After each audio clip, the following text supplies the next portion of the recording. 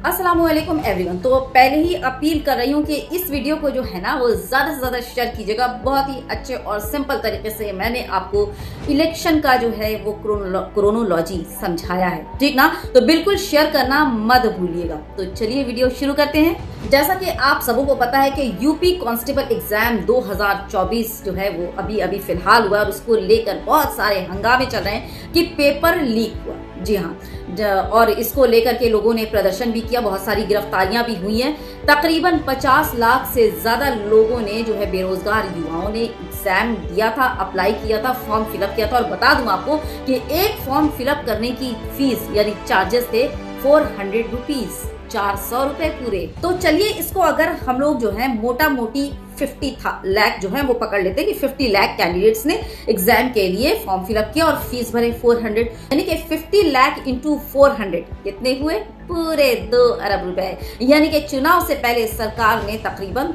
2 अरब रुपए कमा लिए, अपनी जेब में भर लिए।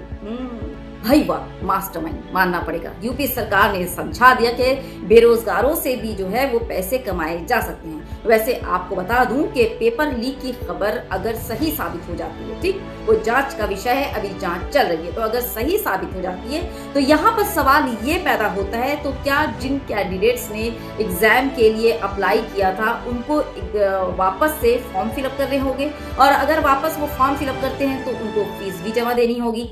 और जो कैंडिडेट्स थे वो ऐसे ही तो एग्जाम नहीं देने गए होंगे, रेल का सफर किया होगा, बस का सफर किया होगा, है ना। यानी कि ये सारे चार्जेस उनको जो है फिर से वो उठाना पड़ेगा, सारा खर्चा फिर से उठाना पड़ेगा अगर एग्जाम जो है वो वापस से लिया जाता, री एग्जाम होता है तो, है ना। और अगर वापस से री एग्जाम हो जाता है तो वापस से जो है उतने ही कैंडिडेट वापस से एग्जाम देंगे, यानी कि फिर से 2 अरब की कमाई। वाह, यानी कि 2 अरब की कमाई जो हो गई वो यूपी सरकार की उस कांस्टेबल एग्जाम में, और जो है वो रेलवे की अलग कमाई और रोडवेज की अलग कमाई, है ना, सबकी कमाई। भाई वाह भाई वाह। यानी कि इन बेरोजगारों ने तो यूपी सरकार के साथ साथ रेलवेज, रोडवेज और भी बहुत सारे अब खाते पीते तो गए होंगे, है ना, सबका जो है वो समझ रहे हैं धंधा चला दिया बिल्कुल। यानी कि यूपी के जो बेरोजगार हैं वो सरकार को अरबपति बना दे रहे हैं। तो जरा सोचिए कि यूपी में जो बड़े बड़े बिजनेसमैन हैं वो सरकार को क्या बनाते होंगे। सोचने वाली बात है कि नहीं? तो आपको बताती चलूं कि यूपी की जो है ना ये हिस्ट्री रही है।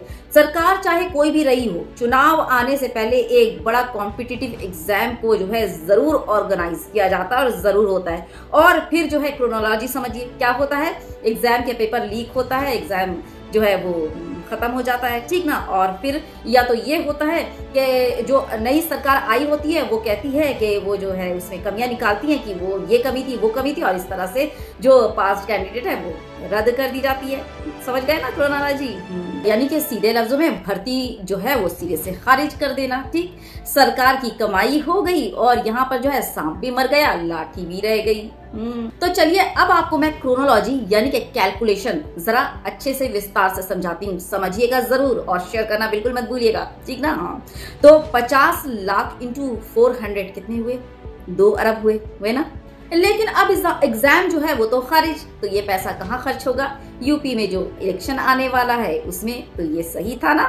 सही था कि नहीं? इलेक्शन का जो है वो खर्चा निकालने का एक नया तरीका है, जबरदस्त तरीका।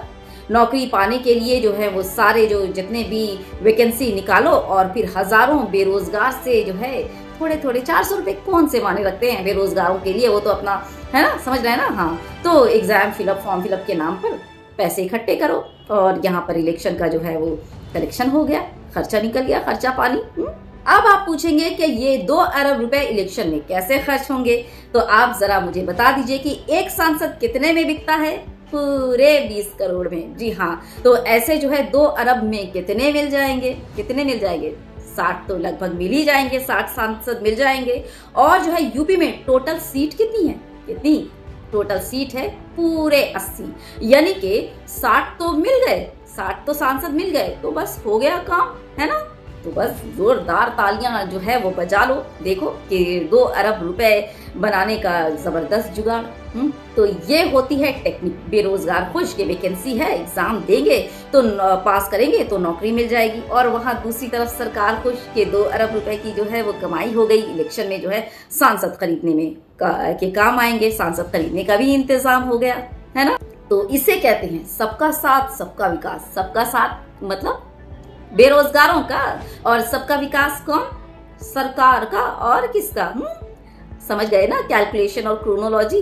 तो हाँ, समझ गए तो शेयर करना बिल्कुल मत भूलिएगा, ज्यादा से ज्यादा शेयर कर दीजिएगा। और तब तक take good care of yourself. जय हिंद, अल्लाह हाफिज।